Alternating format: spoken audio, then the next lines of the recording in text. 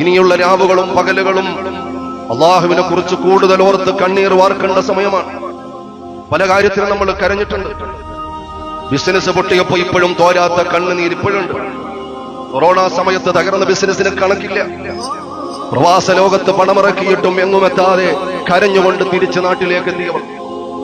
ചെറുതാകട്ടെ വലുതാകട്ടെ വരുമാന മാർഗങ്ങൾ മുടങ്ങുമ്പോൾ കണ്ണു നിറയും. അത് മനുഷ്യ സഹജമാണ്. ഞാൻ ചോദിക്കുന്നു, ഓ പ്രിയപ്പെട്ടവരെ, ദുനിയാവിന്റെ ഭൗതിക ലോകത്തിന്റെ ഇഹലോകത്തിന്റെ കാര്യത്തിൽ പല നഷ്ടക്കണക്കുകളും മുന്നിൽ വെച്ച് നാം തോരാത്ത കണ്ണുനീർ വാർത്തിട്ടുണ്ട്. സജലങ്ങളായ കണ്ണുകളോടെ ഇനി എന്ത് എന്നുള്ള വലിയ ചോദ്യചിഹ്നത്തിന്റെ മുമ്പിൽ മുമ്പോട്ട് നടന്നു നീങ്ങിയിട്ടുണ്ട്.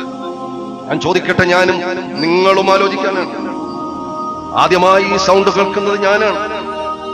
എന്റെ പ്രിയപ്പെട്ടവരെ, ആ നിലക്ക് കൂടുതൽ ഉത്തരവാദിത്വത്തോടെ നാം ആലോചിക്കാനുള്ള, ചിന്തിക്കാനുള്ള ഒരു വിഷയം, ഭൗതികമായ വിഷയങ്ങൾക്ക് വേണ്ടി പലപ്പോഴും കരഞ്ഞ് നിലവിളിച്ച നമ്മൾ നമ്മുടെ പരലോക സംബന്ധമായി നമ്മുടെ ആഖിറം നഷ്ടപ്പെട്ടു പോകുമോ, നമ്മുടെ ഖബറിന്റെ ഭീതിതമായ അവസ്ഥയെക്കുറിച്ച് ഓർത്ത്, നമ്മുടെ ബർസഖിന്റെ ജീവിതത്തെക്കുറിച്ച് ഓർത്ത്, നാളെയുള്ള ആഖിറത്തിന്റെ ജീവിതത്തെക്കുറിച്ച് ഓർത്ത്, നാളെ ചെല്ലാനുള്ള ലോകത്തും അവിടെയുള്ള ഹിസാബും അവിടെയുള്ള മീസാനും അവിടെയുള്ള തുലാസും അവിടെയുള്ള സിറാത്തും അങ്ങോട്ട് നടന്നു നീങ്ങുന്ന വഴിയോരങ്ങളെ കുറിച്ച് ഓർത്ത്, അവിടെയുള്ള വല്ലാത്ത ഭീതിതമായ അവസ്ഥകളെ കുറിച്ചോർത്ത്, അല്ലാഹുവേ എന്റെ മരണം എങ്ങനെയാണ്, അസ്രായിൽ അലൈഹിസ്സലാത്തു വസ്സലാം എങ്ങനെയാണ് എന്നെ കണ്ടുമുട്ടുക എന്ന രീതി, എന്ന ഒരു ചിന്ത, എന്ന ഒരു ആലോചനയിൽ കണ്ണുനീർ വാർത്ത് അല്ലാഹുവിനെ കുറിച്ച് ഓർത്ത് കരഞ്ഞവർ ആരാണ്?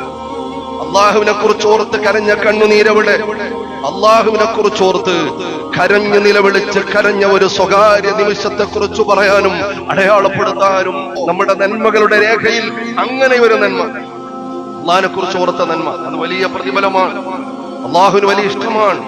കണ്ണുനീരെന്ന് പറഞ്ഞാൽ അതൊരു മനുഷ്യന്റെ വിഷമത്തിന്റെ അങ്ങേയറ്റത്തെ ഒരു തലമാണ്. ഹൃദയം നോവുമ്പോഴാണ് അത് കണ്ണുനീരായി പുറത്തു വരിക. അപ്പൊ അള്ളാഹിനെ കുറിച്ച് ഓർത്ത് ഹൃദയം നൊന്ത് പരിവപ്പെട്ട് പുറത്തേക്ക് കണ്ണുനീര് വരുമ്പോൾ ആ കണ്ണുനീര് വീഴ്ത്തിയവൻ നരകത്തിൽ കടക്കൂല എന്ന് സയ്യിദുനാ റസൂലുള്ളാഹി. കറന്നെടുത്ത ഒട്ടകത്തിന്റെ പാല് അകിടിലേക്ക് കയറാത്തതുപോലെ അള്ളാഹുവിനെ കുറിച്ച് ഓർത്ത് കരഞ്ഞ കണ്ണുനീർ കണങ്ങൾ, അത് ആത്മാർത്ഥമാണ് ആ കണങ്ങളെങ്കിൽ ഒരിക്കലും അവര് നരകത്തിലേക്ക് പോവില്ല എന്ന് സയ്യിദുനാ റസൂലുള്ളാഹി. അർശിന്റെ തണല് കിട്ടുമ്പോ, അർശിന്റെ തണല് കിട്ടുന്ന 7 വിഭാഗത്തെ പറഞ്ഞെടുത്തും അത് പ്രത്യേകമായി പറയുന്നു. വക്കാമിൻ ഖശിയത്തില്ലാ സയ്യിദുനാ റസൂലുള്ളാഹി.